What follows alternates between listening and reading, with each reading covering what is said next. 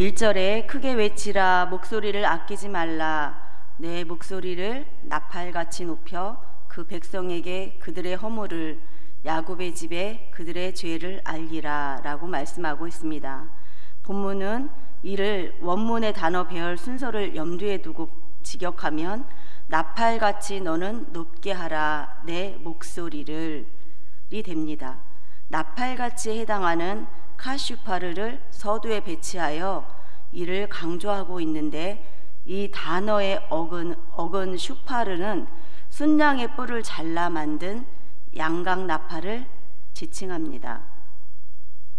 이 나팔은 이스라엘 사회에서 왕이 즉위식이나 종교적 집회, 전쟁이나 국가적 위기 상황 등을 맞아 길게 불어 사람들을 집중시키고 모이게 하는데 사용하였습니다. 이 양각 나팔 소리는 매우 맑고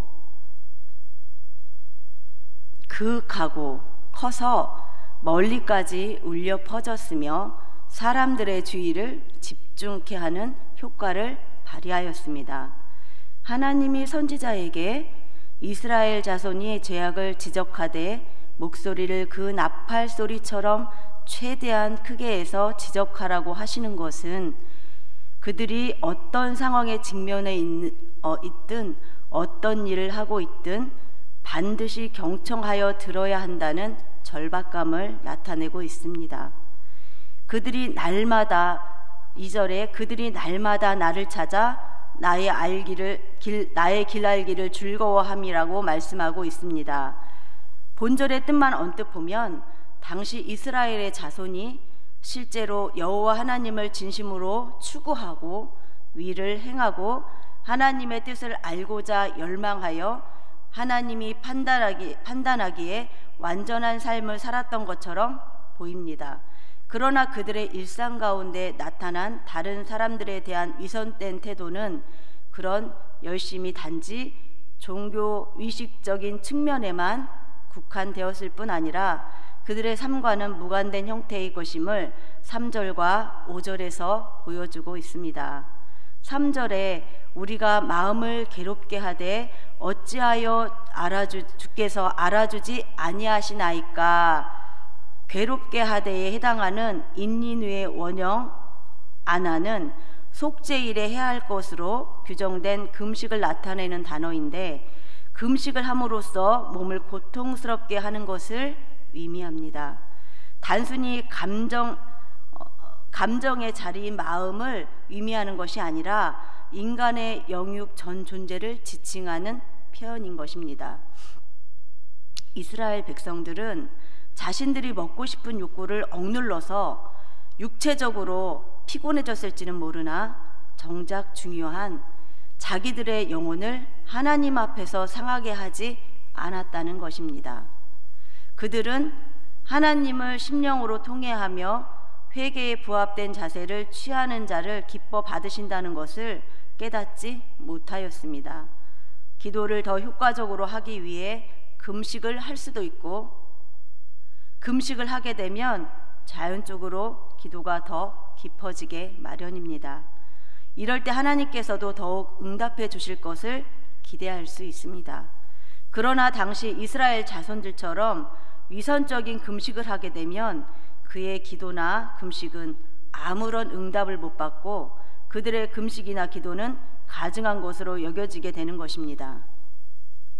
5절에 또한 그의 머리를 갈대같이 숙이고 라는 말씀에서 당시 이스라엘의 자손의 금식이 내적인 심령의 그 변화가 아닌 외적인 행동 변화에 그친 것이며 사람에게 보이고자 하는 의도에서 이루어진 것임을 분명하게 지적하고 있습니다. 예수 그리스도는 금식하는 자가 외적으로 자신의 금식을 드러내는 데 관심이 있다면 그 금식은 하나님이 기뻐 받으시지 않는다고 마태복음 6장 16절을 통해 금식할 때에 너희는 외식하는 자들과 같이 슬픈 기색을 보이지 말라고 말씀하고 있습니다. 그들의 외적인 태도 가운데 먼저 머리를 갈대같이 숙이는 모습은 거만하고 교만한 태도를 상징하는 것과 달리 겸손의 자세를 상징하는 행동입니다. 그러나 외적인 모습만 그러했을 뿐 그들의 심령은 겸손과는 거리가 멀었습니다. 본문에서 갈대에 해당하는 단어 아그모는 주로 애굽의 삼각주 같은 습지에서 자생하는 골풀의 일종으로서 줄기가 단단하지 않기 때문에 꼭대기 부분이 항상 밑으로 처져 아래쪽으로 향하는 형상을 하고 있습니다. 갈대가 그 고개를 숙여지는 것처럼 겸손과 통해, 자복에 대한 인식도 없이 금식을 습관적으로 외적인 자세만을 굽히는 이스라엘의 위선과 형식적인 신앙을 이야기하고 있습니다. 그렇다면 금식의 목적은 무엇이며 하나님이 기뻐하는 금식은 무엇일까요? 58장 6절에 흉악의 결박을 풀어주며 압제당한 자를 치유케 하며 58장 7절에 또 줄인 자에게 내 양식을 주며 빈민을 집에 들이며 또 내 고륙을 피하여 스스로 숨지 아니하는 것이라고 말씀하고 있습니다. 7절에는 바른 금식을 하는 자가 지켜야 할 규범이 4가지가 나열되어 있습니다. 본절의 4가지는 한마디로 자유이며 7절의 4가지는 실천적 긍휼인데 이것은 모두 이스라엘의 자신이 하나님으로부터 받아 경험한 축복이라고 할 수 있습니다. 그들은 애굽의 압제하에 신음할 때 하나님의 긍휼하심의 은혜로 광명한 자유를 얻어 큰 국가를 이루게 되었고 하나님은 이스라엘 백성의 결박과 멍에의 줄을 끊어버리고 자유를 주셨을 뿐 아니라 광야 40년 동안 만나와 메추라기로 먹이시고 끊임없는 긍휼과 은총을 베푸셨습니다. 또한 압제당한 자를 자유하게 하며 에서 자유하게는 펼치다, 해방하다 등의 의미를 지닌 하파시에서 유래한 것으로 일반적으로 노예에서 해방된 상태를 의미합니다. 또한 7절에 유리하는 빈민을 집에 들이며의 본문을 조금 더 살펴보면 팔레스타인 지역의 낮에는 무척 더우나 밤에는 급속히 기온이 내려가서 집 밖에서 잠을 잔다는 것은 너무나 고통스러운 것이며 혹여 사막에서 불어오는 차가운 모래바람이라도 이게 불어닥치면 그 생명까지도 위태롭게 하는 일이 벌어지기도 합니다.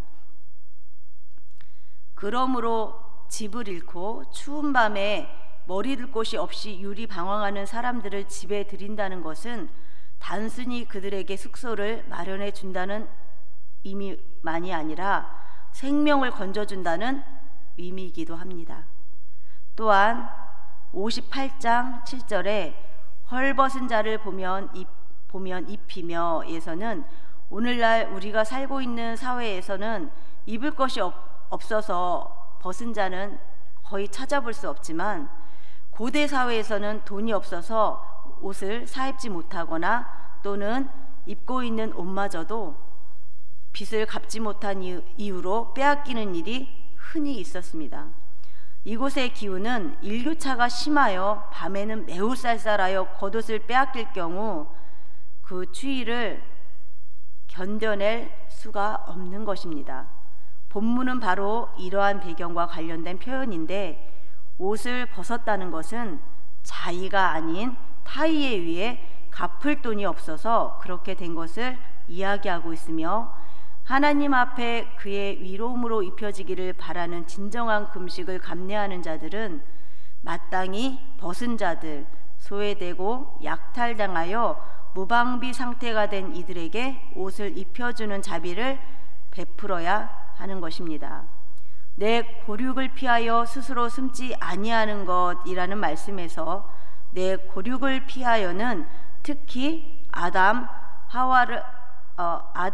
아담의 아내 하와를 나의 살이라고 창세기 2장 23절에 말씀하고 있습니다. 본문의 너의 살은 가장 가깝게는 남편이나 부인 또는 형제, 자식을 지칭하는 표현이기도 합니다.